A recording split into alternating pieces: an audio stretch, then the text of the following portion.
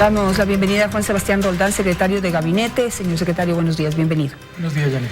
Bueno, se envió ya el veto a la Asamblea Nacional a la ley humanitaria. Quisiera analizar algunos de los principales aspectos con usted para saber cuáles son los cambios sustanciales que manifiestan. Se garantiza que habrá una reactivación y se protegerá los derechos de los trabajadores y a la vez se incentivará el desarrollo de las empresas o el mantenimiento de las mismas. Dice, se crean incentivos tributarios para que instituciones del sistema financiero otorguen créditos productivos y refinancien o reestructuren los créditos actuales. Eso ya estaba previsto en la ley enviada. ¿Cuál sería en ese sentido la reforma que hay? Estamos mejorando las condiciones. Muchas gracias por la entrevista. Estamos mejorando las condiciones para que las instituciones financieras, tanto bancos como cooperativas, puedan beneficiarse de entregar créditos ahora a los micro, pequeños y medianos empresarios, a las personas que solicitan por una situación como la actual, y ellos se beneficiarán tributariamente con reducción en el pago de impuestos a fin de año. Dice, se prohíbe la terminación de pólizas de salud prepagada por atrasos de hasta 60 días. Eso ya estaba también. Lo que pasa es que en el proyecto anterior no había el criterio taxativo de que era salud el que tenía que pararse. Había un tema más amplio. Lo que nosotros creíamos es que en el tema de salud las personas tenían que ser protegidas y por tal razón durante 60 días no se puede retirar la cobertura de un seguro de salud. Otro tema que necesita aclaración, la jornada por horas pasa de 2 años a 1 año, prorrogables estaban pasando antes lo que planteaba la ley es de 2 a 4 años.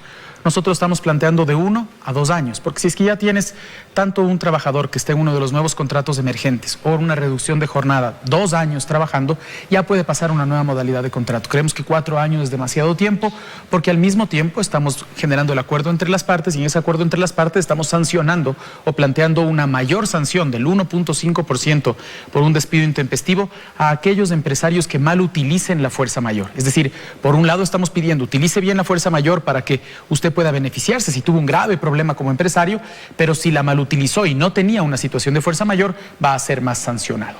Ahora, pero en esto, por ejemplo, de la jornada, si se está previendo por lo menos que pueda haber 2 años de condiciones especiales, ¿eso quiere decir que en los próximos 2 años no habrá una reforma laboral consistente, profunda y verdadera para generar seguridad y la posibilidad de inversión en las distintas empresas, es decir, de pensar a largo plazo? Se ha pedido desde las empresas que haya una reforma laboral profunda. No se plantearía entonces. Nosotros creemos que el acuerdo entre las partes es ya el corazón de la ley. Me parece bien topar el tema porque lo fundamental de esta ley es que empleador y empleado se puedan sentar, vean el estado financiero de la compañía y lleguen a un acuerdo de cómo vamos a solventar este problema. Mientras eso se dé y hay un acuerdo entre empleador y empleados, el empleador no podrá cobrar utilidades y así todos se benefician. Si es que lo hace y no despide gente, porque ese es el espíritu de esta norma, que no haya más despidos, si es que no despide gente, se beneficia de un crédito de Reactívate Ecuador.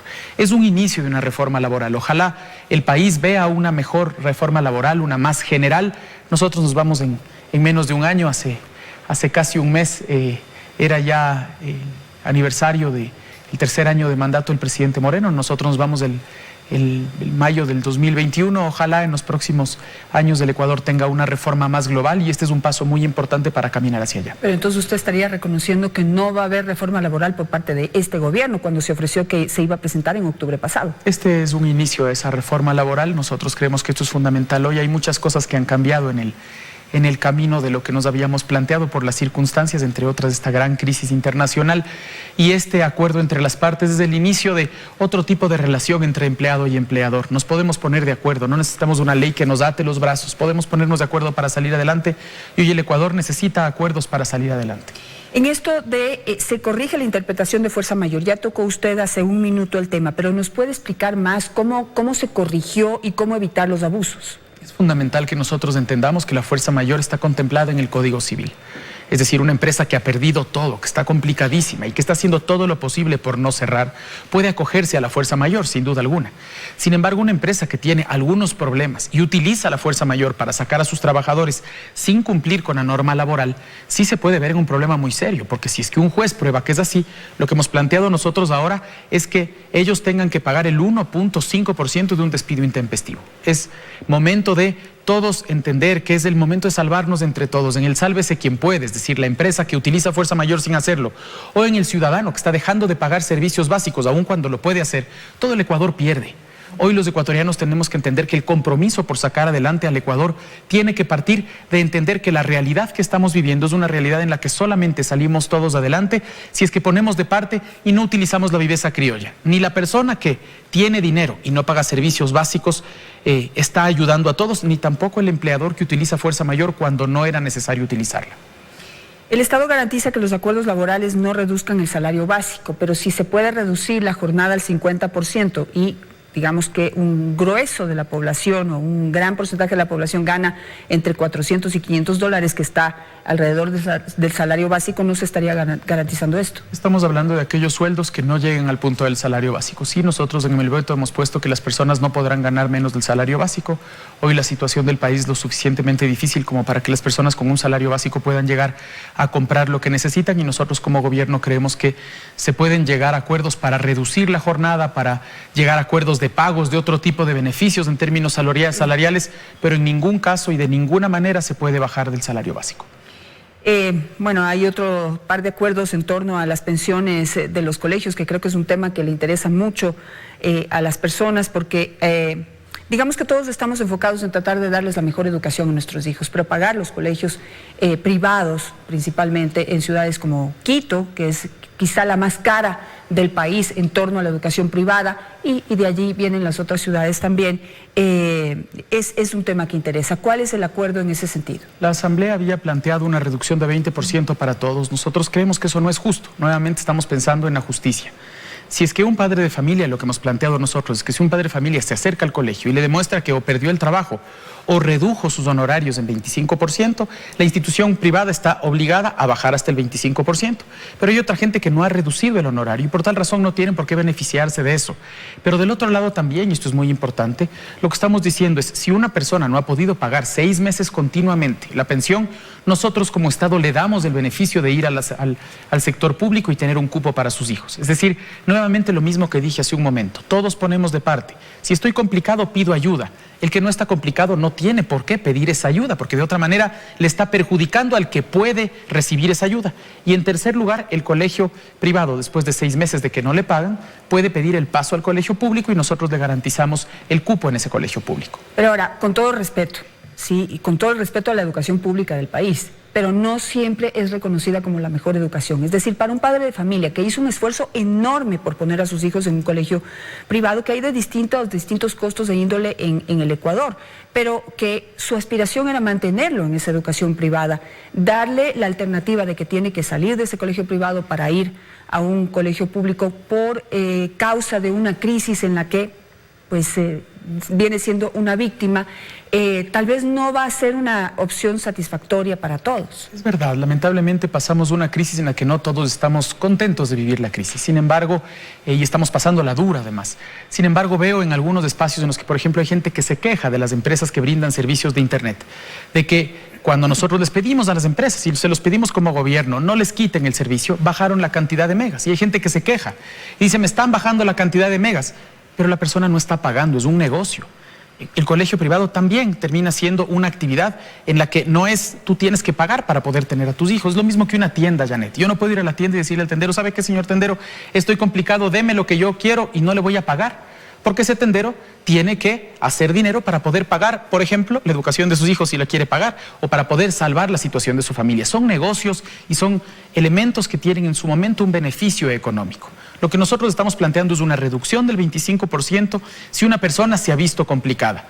Nosotros estamos planteando al mismo tiempo que si alguien está complicado también pueda tener un beneficio en términos, por ejemplo, de las empresas de Internet.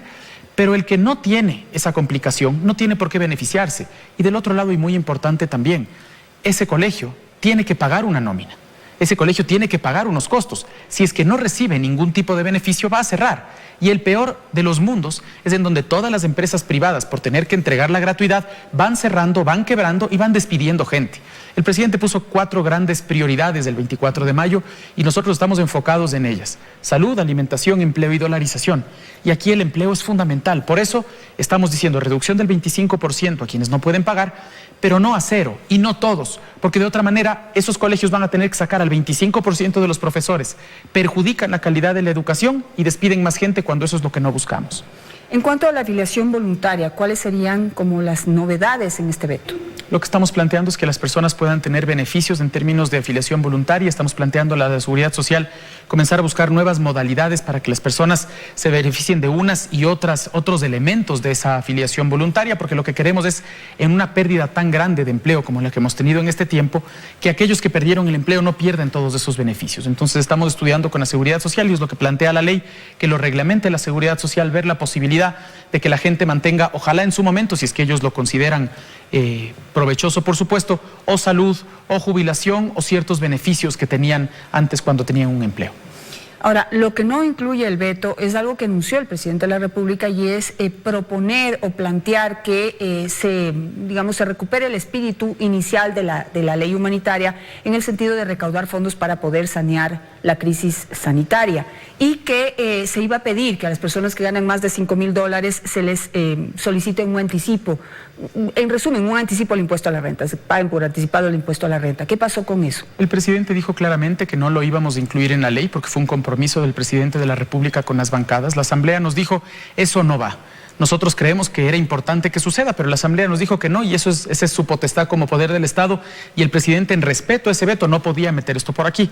Nosotros vamos a plantear eso por la vía, y además tenemos capacidad constitucional y legal de pedir un anticipo, siempre pensando, y por eso ha tomado tiempo, que las empresas que hayan vendido más de $5 millones, que son las empresas grandes, no se hayan visto perjudicadas por este problema, porque o si no, si nosotros le pedimos un adelanto a la que se vio perjudicada, va a sacar gente, y contradecimos nuestra primera prioridad de cuidar el empleo. Es decir, sí necesitamos una contribución para que esas empresas apoyen a otras empresas a que reciban crédito, pero estamos siendo lo suficientemente cuidadosos para que no se vea complicado el empleo que esas empresas pueden crear.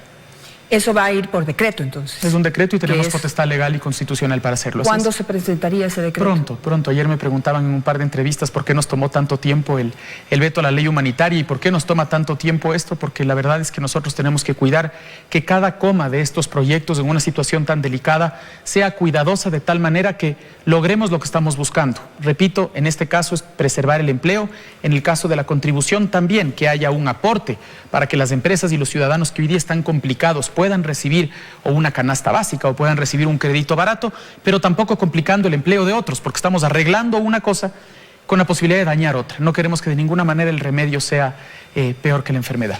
Ahora, si bien el espíritu del ecuatoriano, en general, se ha demostrado en esta crisis, se ha demostrado en otras crisis, que el espíritu del ecuatoriano es el de la contribución, es el de la colaboración, es el de la solidaridad.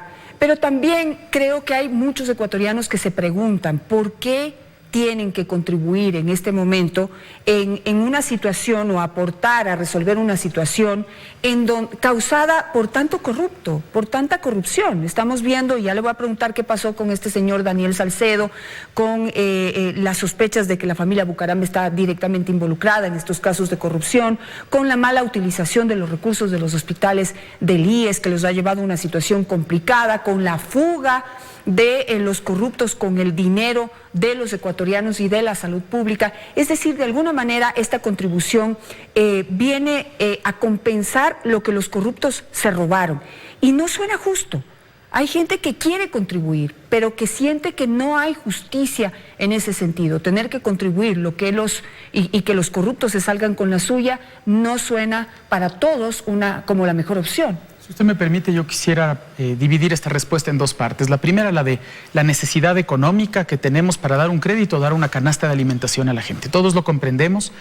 El Ecuador lamentablemente no tiene los ahorros que sí tuvieron Perú, $70.000 millones, Colombia, $50.000 millones, porque el gobierno anterior hablaba de ahorritos, se burlaba de los posibles ahorros del petróleo, se burlaba de la necesidad de tener dinero guardado como cualquier familia para enfrentar una crisis. Eso no sucedió. El Ecuador tenía menos de $2.000 millones cuando llegamos al gobierno, y por tal razón no podemos utilizar ese dinero del ahorro para ayudar en este momento a los que más necesitan. Entonces tenemos que pedir apoyo de los que tienen, es decir, de las empresas que venden más de $5 millones o de los que ganan más de $5.000. Y ya les pedimos un apoyo a los funcionarios públicos en términos de horas también, para invertir lo que ahorramos en el sector público en el sector privado. La segunda parte, la corrupción nos indigna a todos.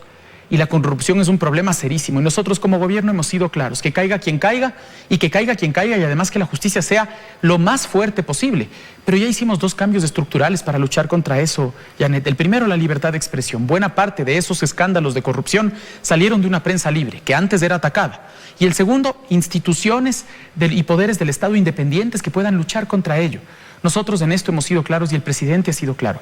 Que caiga quien caiga en cualquier espacio, sin miramiento. Y ustedes han visto, la ministra de Gobierno es la persona que denunció el tema de Pedernales y es la persona que logró ayer que la justicia peruana nos entregue el señor Salcedo. Es decir, aquí nosotros tenemos la total decisión de luchar contra la corrupción. Pero es un problema que aqueja al Ecuador entero. La indignación es de todos y nosotros podemos llegar hasta donde podemos llegar. Si es que se comprueba de que quien sea del gobierno ha estado vinculado con cualquier caso de corrupción, se tiene que ir a la cárcel. Ese es el elemento distinto. Nosotros, cuando sabemos que alguien estuvo vinculado, tenemos no solamente la disposición, sino la claridad del presidente de sacarlo y decirle, enfréntese a la justicia. El gobierno anterior le hacía homenajes y honores. Hoy es el momento de que los ecuatorianos nos enfrentemos a esto, sí con indignación, pero también entendiendo que esa corrupción lamentablemente nos acompaña durante mucho tiempo y la normalizamos bastante más de lo que deberíamos. Hay una pregunta complicada, pero que casi ya se va arrinconando y hay que hacerla. Y es, por ejemplo, vemos a este señor Mendoza, al asambleísta Daniel Mendoza, esposado, conducido a la cárcel y luego de sospechar y obtener una sospecha muy bien fundada de que está directamente involucrado en el tema de la corrupción del Hospital de Pedernales. Y la pregunta salta, ¿quién le permitió que opere dentro de un hospital público? Y lo mismo se hizo una denuncia de que varios de los asambleístas de Manabí están directamente relacionados con los hospitales del IES, es decir, robando, directamente encargados de nombrar directores, de nombrar funcionarios para de alguna manera convertir a esos hospitales en un botín. Y eso ya está más relacionado con todos esos acuerdos políticos. ¿Qué nos puede responder usted? Primero, que si es que hay alguien que roba normalmente, eso es una vergüenza, pero si es que hay alguien que roba en una situación de salud, yo recorrí los hospitales de este país en el coronavirus, esa actitud miserable merece el mayor de los castigos y por eso el presidente de la República también planteó 2 soluciones estructurales a esto. La primera, el que se otorgue la máxima pena a la persona que haya robado en emergencia. Y el segundo, la compra unificada de medicamentos. Si es que aquí habría un acuerdo político, no haríamos una compra unificada, porque hoy día se compran en 700 instituciones. Y estamos viendo cómo saltan, no solamente del lado del gobierno, del lado de la prefectura, del lado de las alcaldías, el beneficio de haber tenido ese dinero en una situación de emergencia. Miren, el ministro de Salud ayer dio una rueda de prensa y explicó todas las compras. Y dijo que en adelante no comprará nada más por emergencia porque ya no se necesita, ya está previsto, ya abrió todo. Si se encuentra cualquier persona que haya entregado un hospital para el beneficio de que alguien robe, se tiene que ir a la cárcel. Yo le garantizo a Janet, esto es importante decirle, yo estoy al lado del presidente de la República, yo coordino la mesa chica. En ninguna reunión de mesa chica, en ninguna, se ha discutido ningún tipo de entrega política para que alguien robe nada, en ningún caso, nunca. Si es que alguien cae, le tiene que caer todo el peso de la ley. Y repito, si es que es alguien del gobierno, le tiene que caer todo el peso de la ley también. Aquí no hay discusión. Quien ha estado en un hospital tiene que servir. Quien se sirvió de un hospital para robar, se tiene que ir a la cárcel y tiene que tener la máxima pena al respecto. Pero digamos aquí, lo que ha pasado en el Teodoro Maldonado Carbo, que no es nuevo.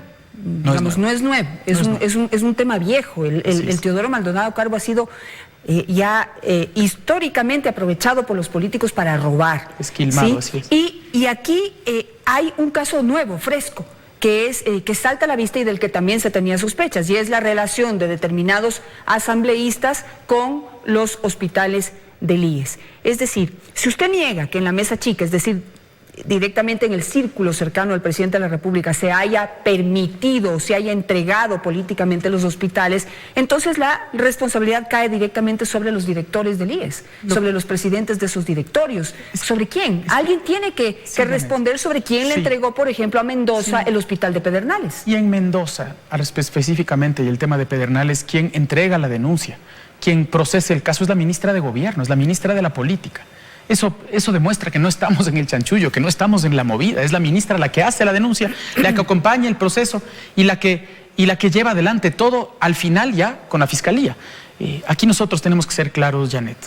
Por ejemplo, Teodoro Maldonado Carbo, el señor Salcedo, ha estado vinculado, y estamos viendo los papeles, vinculado con la provisión de medicamentos en los hospitales de Guayaquil hace 15 o 20 años. O sea, lamentablemente había todo un amarre en el que amenazaban a una persona, pero también le quiero decir, porque muchas personas atacan al expresidente del directorio Granda. El expresidente del directorio Granda hizo las denuncias que condujeron a la detención de las personas del Teodoro Maldonado Carbo. 4 denuncias seguidas. Sacó a 5 directores de ese hospital. 5 directores de ese mismo hospital. Pero lamentablemente parece que esa mafia desbordaba de tal manera que o amenazaba o tentaba a las personas que caían en eso. A nosotros como gobierno solamente nos queda entender que tenemos que buscar una solución estructural y esa es la compra unificada. Si les quitas a los hospitales la posibilidad de la comprita, esos hospitales ya no tienen el amarre de por medio. Y una compra unificada, ustedes, los medios de comunicación, los ciudadanos interesados, van y revisan cada uno de los criterios para que no haya ni corrupción ni tampoco desabastecimiento en los hospitales. Es solución estructural. ¿Quiénes van a conformar esta comisión de compras unificadas? ¿Cuándo se va a elegir? ¿Cuándo empieza a operar? Estamos ya en proceso, ya se hizo un decreto para poder caminar al respecto. Estamos discutiendo en este momento porque es todo un distinto sistema de compras con los proveedores para poder llegar, esperamos nosotros de agosto, a la gran compra ya. Nosotros, el presidente ha invitado a la Comisión Anticorrupción a acompañar en la construcción del proceso, para no solamente que sean veedores en ese momento, sino que veamos que no haya ningún hilo que salte del problema en esta situación, y esperaríamos que cuando se dé en agosto son 4 compras distintas, ¿no? Una del sistema de salud, otra del IAS, otra del ISFA y otra del ISPOL, pero revisadas por todos los ecuatorianos. Si eso sucede, esperamos que ya esa tentación que tanto daño le ha hecho al Ecuador durante tanto tiempo, pero que tan dolorosa y miserable se ha visto en esta crisis, no se repita nunca más. Bueno, 2 cosas. Ojalá la comisión no necesite comisión veedora para que la comisión haga su trabajo pues correctamente, y de ahí ojalá también se fijen en la calidad, que es, digamos, era la discusión que se generó hasta antes de esta crisis, que se compre y que se compre barato pero con calidad, que sí hay ese tipo de medicina. Son tan grandes los problemas, Janet, tan grandes los problemas en todas las áreas, y son tantos los problemas que surgen y tiene tan grandes tentáculos la corrupción que le debo decir que a momentos ya se vuelve doloroso desde el ejercicio de gobierno, no solamente en temas de medicina. Es decir, lamentablemente se dejó instaurados ciertos sistemas legales como la compra en 700 instituciones, como la movida a la que no llegas en 3 años, no alcanzas a llegar en 3 años, que es solo la ciudadanía la que va a poder sanar este tema. No es un gobierno, no es este gobierno, es la ciudadanía, y son los medios de comunicación y las instituciones independientes que hoy ya existen los que tienen que ayudarnos a los ecuatorianos para que no suceda más. En relación a este tema de corrupción, y mi última pregunta, la Fiscalía General del Estado informó en un tuit que Daniel, este señor, el que estaba en Perú, Salcedo, perdón, si se me fue el apellido, Daniel Salcedo y Jocelyn M. llegaron a las 3:15 de hoy a la unidad de flagrancia del cuartel Modelo en Guayaquil tras haber sido deportados ayer desde Perú. Fiscalía procederá con el reconocimiento médico legal correspondiente y receptará las versiones. ¿Cuál es el estado de salud del señor Salcedo? ¿Puede en este momento intervenir? ¿Está físicamente apto para poder dar una declaración y aportar en esta investigación? Esas son declaraciones que tiene que hacer la Fiscalía General. Nosotros somos cuidadosos, están llevando adelante una investigación. Lo que le afirmo es que desde que este proceso comenzó, la Policía Nacional, en el trabajo extraordinario que hace, y eso es parte también de lo que debo decir, cuando nosotros estamos en la calle y en la emergencia, yo debo decir que muchas veces los ciudadanos no vemos ese trabajo del policía. La Policía Nacional hace un trabajo extraordinario, es de verdad de sacarse el sombrero como funcionarios públicos, porque están dispuestos a hacer todo y cada vez más con el tema de, por ejemplo, ese grupo de conjunto de inhumación de personas en Guayaquil. El trabajo de la policía, de las Fuerzas Armadas, fue impecable. Y esa policía es la que estuvo ayer trabajando con la Policía del Perú, igual que la Fiscalía con la Fiscalía del Perú, para lograr en muy pocas horas que esa persona esté de vuelta en el Ecuador. Son buenas noticias, porque aquellas personas que pueden efectivamente hablar y decir quién estuvo vinculado en el tema están en el Ecuador. Ojalá lo hagan pronto, ojalá denuncien a todo el mundo, porque eso le va a hacer bien a nuestro país. Este señor Salcedo es la pieza clave en esta investigación. ¿Se le va a dar la protección del caso para evitar que también pues, sea víctima de algún atentado? Las sospechas vienen a la cabeza. Yo me imagino que sí, es la Fiscalía de nuevo quien maneja ese tema. Estoy seguro que la señora fiscal, que ha demostrado su arresto, su valentía, su coherencia, su decisión, hará el trabajo que viene haciendo en estos últimos meses. Muchas gracias, señor secretario, por estar esta mañana con nosotros. A usted, Janet, muchas gracias.